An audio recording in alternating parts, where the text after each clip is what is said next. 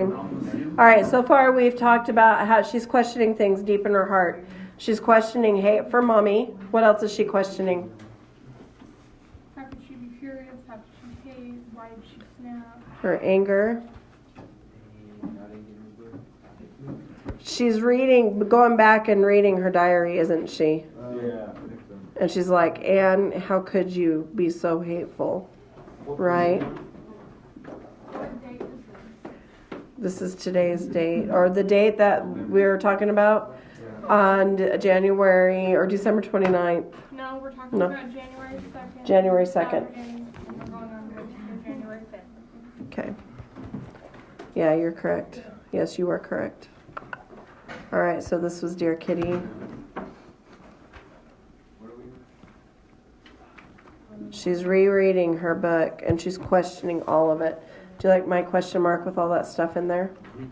That's pretty good, right? Okay, very good. Good drawing. All right, and then she talks about on December 29th, I was very unhappy again last evening.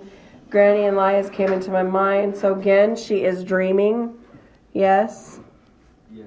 So we're going to do some thought bubbles going on. We're going to go ahead and put in there Granny and Lies. Lies is really heavy on her mind. Okay, that's Haneli. Remember Haneli? Okay. She is judging herself in the process of lies. She's really strongly judging herself. She's questioning her own idea of what she is as an individual. Basically, that she's treated Lies so badly, or she felt like she did in the beginning. Okay. Lies is her best friend from elementary school, middle school. It's Haneli is her name, and she actually lives. Lies lives. Lies has no idea what she means to Anne until after Anne. Mm-hmm. Yeah. Okay. All right, and then up to that point, we'd had that cake with Peace 1944 on it. You guys should have that, right? Okay. All right, so we're going to go ahead and start on page 128, Wednesday, January 5th. Okay. And I'm going to actually write the word dream. Or dreams. And that'll help solidify that, doesn't it? Okay. I just realize that, I practice a lot, but I just realized. Some artists just have those good hand eyes. Just the ideas coming out. I don't know. I practice a lot. I try to connect things differently. I don't want you guys to think of things as bad, when you're having to face a hard class. For instance, I just had a student in here last hour getting some help from another classroom, and it's an English classroom, and she was in here getting some work done with me, and she made the comment that she finds it very sad that particular teacher was really the only teacher that she learns from, or that really challenges her. And I thought, I really hope I challenge my students in a way that makes them think without it being painful. Because I don't think challenge should always be painful, though challenge needs to offer a challenge. Does that make sense? Okay, and so I'm hoping that I make you guys think about what you're doing versus being painful. Okay? What's your email? It's leticia.arney, and it should pop right up at Clinton OK Schools. You can just type in Arnie and it'll probably pop up. Yeah, Arnie works on both of them. And there's only two Arnies here, and it's me and Aaron, or Aaron and I. Okay. Wednesday, January 5th, 1944. Dear Kitty. And I have to sit here because this iPad is charging, so... Dear Kitty, I have two things to confess to you today, which will take a long time. But I must tell someone, and you are the best one to tell, as I know that, come what may, you always keep a secret. The first is about Mommy. You know that I have grumbled a lot about Mommy, yet still tried to be nice to her again. Now it is suddenly clear to me what she lacks. Mommy herself has told us that she looked upon us more as her friends and her daughters. Now, that is all very fine, but still a friend can't take a mother's place. I need a mother as an example which I can follow. I want to be able to respect her. I have the feeling that Margot thinks differently about these things and will never be able to understand what I just told you. Daddy avoids all arguments about Mommy. I imagine a mother as a woman who, in the first place, shows great tact, especially towards her children, when they reach our age, and who does not laugh at me if I cry about something. Not pain, but other things like Mom's does. One thing which perhaps may seem rather fatuous, F-A-T-U-O-U-S, I have never forgiven her. It was on the day that I had to go to the dentist. Mommy and Margot were going to come with me and agreed that I should take my bicycle. When we finished at the dentist and were outside again, Margot and Mommy told me that they were going on into town to look at something or buy something. I don't remember exactly what. I wanted to go too, but was not allowed to as I had my bicycle with me. Tears of rage sprang into my eyes, and Mommy and Margot began laughing at me. Then I became so furious that I stuck my tongue out at them in the street, just as an old woman happened to pass by, who looked very shocked. I rode home on my bicycle, and I know I cried for a long time. It is queer that the wound that Mommy made then still burns when I think of how angry I was that afternoon. The second is something that is very difficult to tell you because it is about myself. Yesterday, I read an article about blushing by Sis Heister. This article may have been addressed to me personally. Although I don't blush very easily, the other thing in it certainly fits me. She writes roughly something like this. As a girl, in the years of puberty, becomes quiet within and begins to think about the wonders that are happening to her body. I experience that too, and that is why I get a feeling lately of being embarrassed around Margot, Mommy, and Daddy. Funnily enough, Margot, who is much more shy than I am, isn't at all embarrassed. I think what is happening to me is so wonderful, and not only what can be seen on my body, but all that is taking place inside. I never discussed myself or any of these things with anybody. That is why I have to talk to myself about them. Each time, okay, we're going to get a little bit graphic. Just FYI, okay? Are you guys going to be okay with that? Yes. Yes? Okay. Each time I have a period, and that has only been 3 times, I have a feeling that in spite of all the pain, unpleasantness, and nastiness, I have a sweet secret, and that is why, although it is nothing but a nuisance to me in a way, I always long for the time that I shall feel that secret within me again. Sis Heister also writes that girls of this age don't feel quite certain of themselves and discover that they themselves are individuals with ideas, thoughts, and habits. After I came here, when I was about 14, I began to think about myself sooner than most girls, and to know that I am a person. Sometimes when I lie in bed at night, I have a terrible desire to feel my breasts and to listen to the quiet rhythmic beating of my heart. I already have these kinds of feelings subconsciously before I came here, because I remember that once when I slept with a girlfriend, I had a strong desire to kiss her, and that I did do so. I could not help being terribly inquisitive over her body, for she had always kept it hidden from me. I asked her whether, as proof of our friendship, we should feel one another's breasts, but she refused. I go into ecstasies every time I see the naked figure of a woman, such as Venus, for example. It strikes me as so wonderful and exquisite that I have difficulty in stopping the tears rolling down my cheeks. If only I had a girlfriend. I don't think she's talking about being a lesbian. I think she's talking about being curious.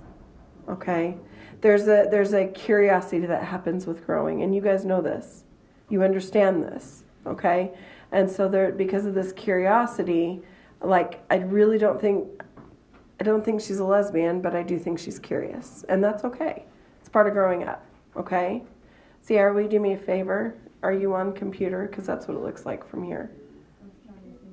Okay. It's not sending? Okay. Okay. I just want to make sure that's what you're doing, that you're for a purpose. Okay. All right. Thursday, January 6th.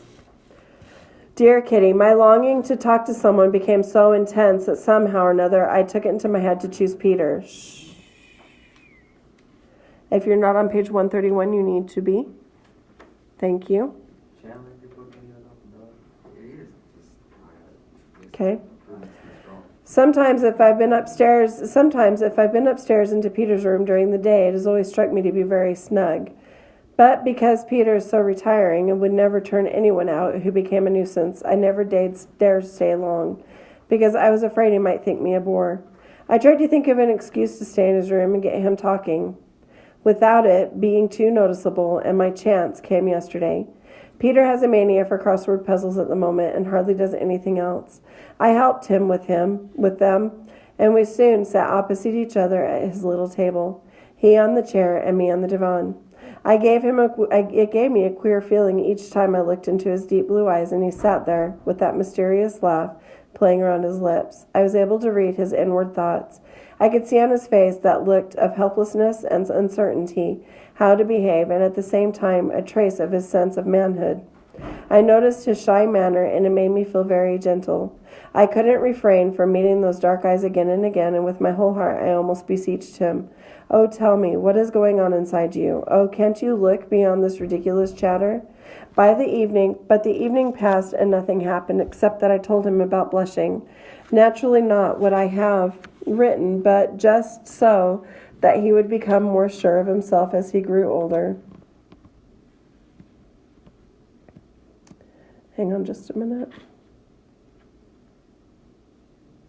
When I lay in bed and thought over the whole situation, I found it far more encouraging, and the idea that I should beg for Peter's patronage was simply repellent.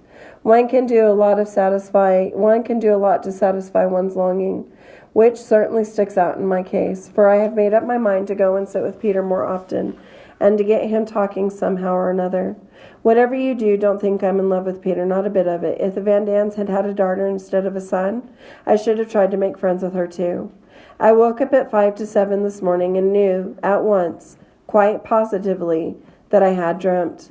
I sat in a chair, and opposite me sat Peter Wessel. We were looking together at a book of drawings by Mary Boss.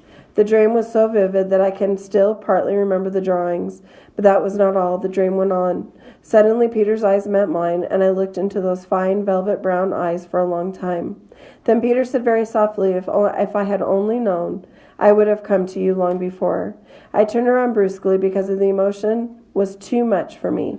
And after that I felt a soft and so cool kind of cheek against mine, and it felt so good, so good. I woke up at this moment while I could still feel his cheek against mine, and felt his brown eyes looking deep into my heart, so deep that there he read how much I had loved him, and how much I still love him. Tears sprang into my eyes once more, and I said I was very sad that I had lost him again, but at that same time glad, because it made me feel quite certain that Peter was still the chosen one. It is strange that I should often see such vivid images in my dreams here. First, I saw Grandma so clearly one night that I could even distinguish her thick, soft, wrinkled, velvety skin. Then Granny appeared as a guardian angel, then followed Lize, who seemed to be the symbol, to me, of the sufferings of all my girlfriends and all Jews. When I prayed for her, I prayed for all Jews and all those in need. And now Peter, my darling Peter, never before have I had such a clear picture of him in my mind. I don't need a photo of him. I can see him before my eyes, and oh, so well. Okay, so drawing. Talk to me about what was put in here. In your crossword puzzle? Crossword puzzle. Two girls.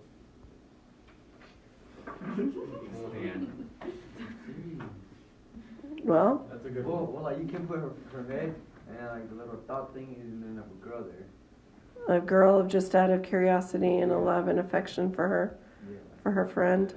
You see, I pay attention. That hurt. This way. Okay. Just be quiet for you make it. Bro, I'm serious. I can't see fly. No. How would you draw two girls? Did you do stick figures? Like, Yeah, like you did. Draw her face, and then draw What's the the date little, for this one? This and then entry? draw the little cloud going up, and January then a big 6th. circle, and then draw another girl face in there. You know? Like this? Yeah. Heart. Heart. And could you not just do like a unisex person there for Anne, because she's not only thinking Or like that. She's thinking,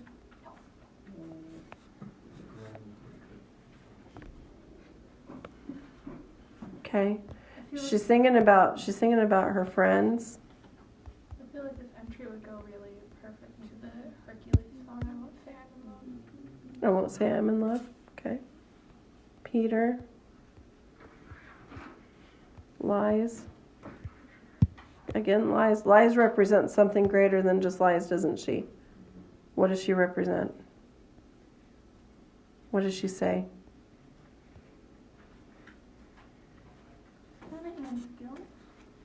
Yeah, she represents that, but she represents all Jews who are suffering, right? Not too bad? Does that work? Yeah. Okay.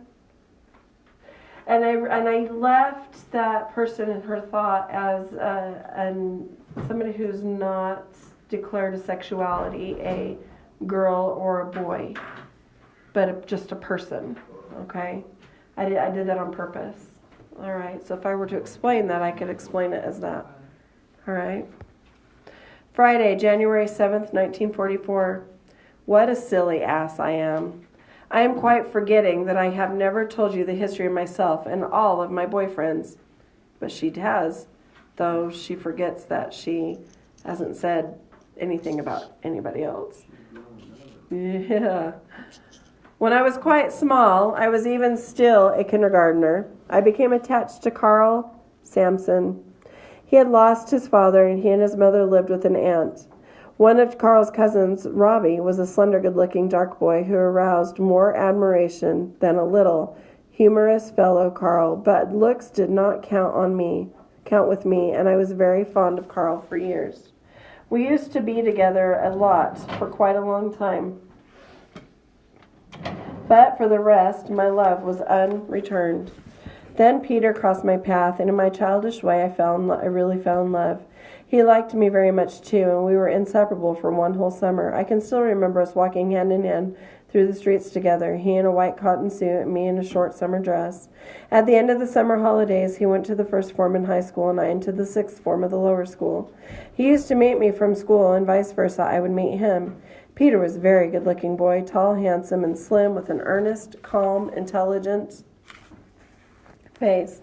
He had dark hair and wonderful brown eyes, ruddy cheeks, and a pointed nose. I was mad about his laugh, above all when he looked so mischievous and naughty.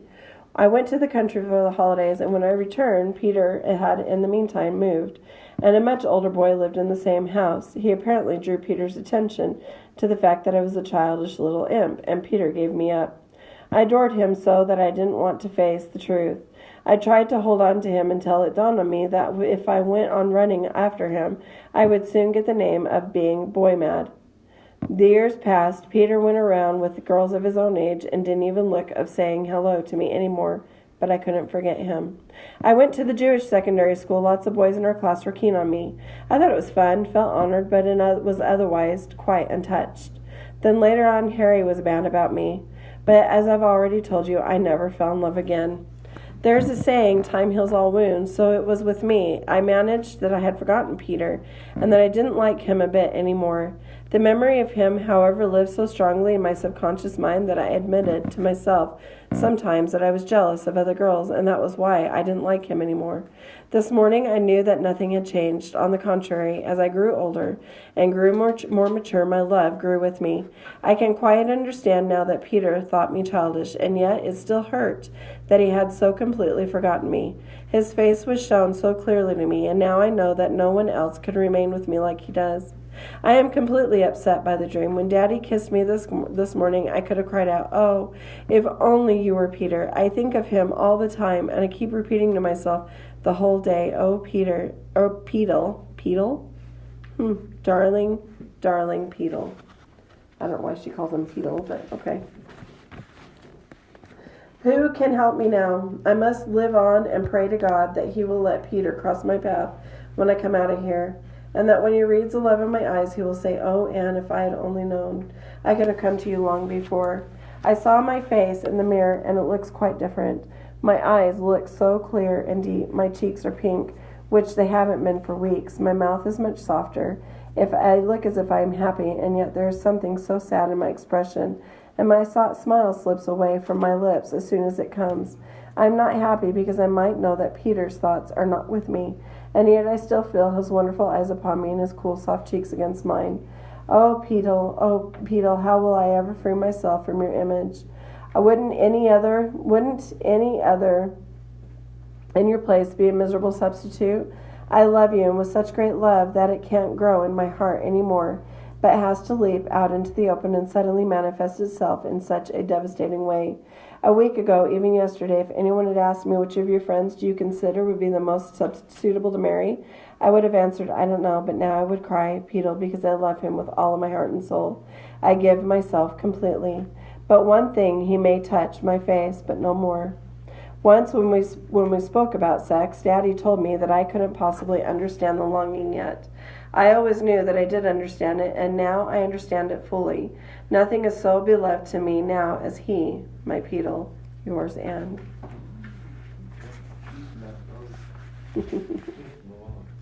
Just move on.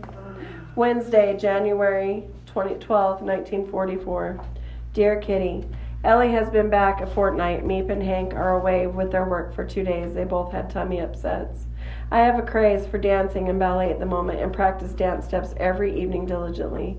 I have made a super modern dance frock from a light blue petticoat edged with lace belonging to Mensa. A ribbon is threaded through round the top and ties in a bow at the center, and a pink corded ribbon completes the creation. I tried in vain to convert my gym shoes into real ballet shoes. My stiff limbs are well on the way to becoming supple again like they used to be. One terrific exercise is to sit on the floor, hold a heel in each hand, and lift both legs up in the air. I have to have a cushion under me, otherwise my poor little behind has a rough time.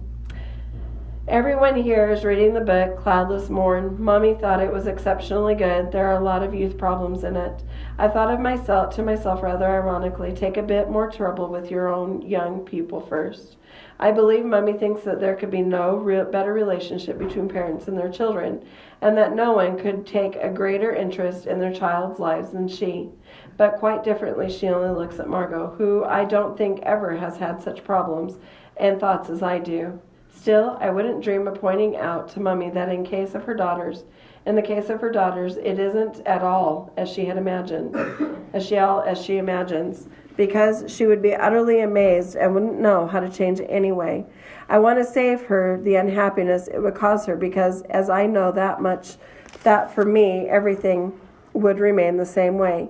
Mommy certainly feels that Margot loves her much more than I do, but she thinks that this just goes in phases. Margot has grown sweet, and she seems quite different from what she used to be. Isn't nearly so catty these days, and is becoming a real friend. Nor does she any longer regard me as a little kid who counts for nothing. I have an odd way sometimes, as it were being able to see myself through someone else's eyes. Then I view the affair of a certain Anne, in my case, and browse through the pages of her life as if she were a stranger. Before we came here, when I didn't think about things as much as I do now, I used at times to have the feeling that I didn't belong to Mansa Pym and Margot, and that I would always be a bit of an outsider. Sometimes I used to pretend I was an orphan, until I reproached and punished myself, telling myself that it was all my fault, that I played the self-pitying role, and then I was really so fortunate. Then came the time when I used to force myself to be friendly. Every morning, as soon as someone came downstairs, I hoped that it would be Mommy, who would say good morning to me. I greeted her warmly because I really longed for her to look lovingly at me.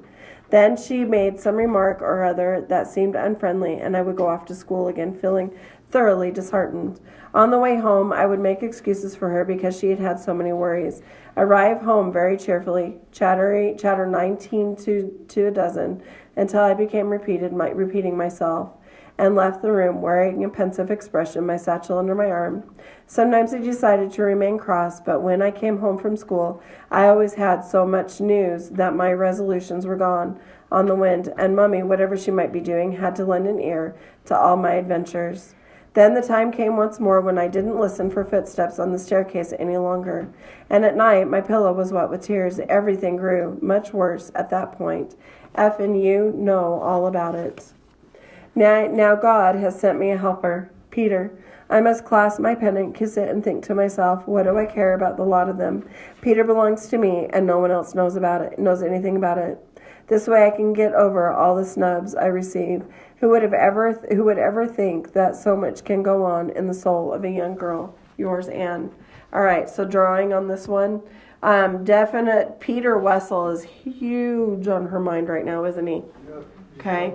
And you're looking at, and I think we tend to hold on to things that, I think as people we tend to hold on to things that we might not be able to have again. That's why divorce is so difficult in a marriage, when a marriage ends, okay? Tending to hold on to stuff, wanting things to be as we imagine them to be. And I think that's why people go back and forth in a relationship, and you really only remember the good things and don't always recall the bad stuff that caused people to break from one another. All right. So she recalls a little bit about how Peter snubbed her, but she recalls more heavily how he loved her. Right. Okay. The other thing that she's looking at, and if you ever have relationships with mothers, what are moms supposed to be like? Support system. Caring, support system. There. 90% of parenting is about being there. 90%. It's just being there. Because sometimes you can't provide the physical things, so you can always provide the emotional things. Emotions. You guys, I'm gonna tell you, money is a tool. Money is a tool. Money is like using a hammer to put a nail in the wall. It's like using a screwdriver to unscrew a screw out of something. It's a tool. You take money and you use it to provide for the next thing. Do you understand? Some people have a bigger toolbox than other people. All right.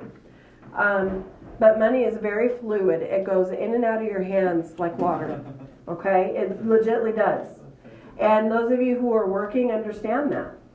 Those of you who get money from your parents, you kind of see it. So you guys should all start seeing it now. Those of you that don't have it really get that. Okay? It's an interesting thing. Parents provide that for you, but what's more important to provide for you? The emotion. Especially in today's time. Especially now when you really need them. Okay? It's not necessarily so much you're changing a diaper and feeding a bottle. I had my grandson this weekend. Changing his diaper, giving him a bottle, rocking and holding him. He's 5 months old.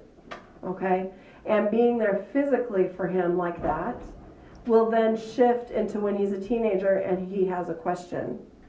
And he has concerns and he's angry or he's happy or he wants to share with me. Or his mother or his father. Do you see what I'm saying? Okay? There's a shift of guardianship whenever you guys hit teenage years. And She didn't show an emotion. yeah, she doesn't think she can trust her, doesn't show emotion. She's angry about one incident, the dental incident. Ride your bike, Ann, so that we don't have to come and get you. Meet us at the dentist. And then whenever they leave her behind. Because mom, unfortunately, falls into that same trap of, I want to be your friend and not your parent. Very different, okay? Very different relationships.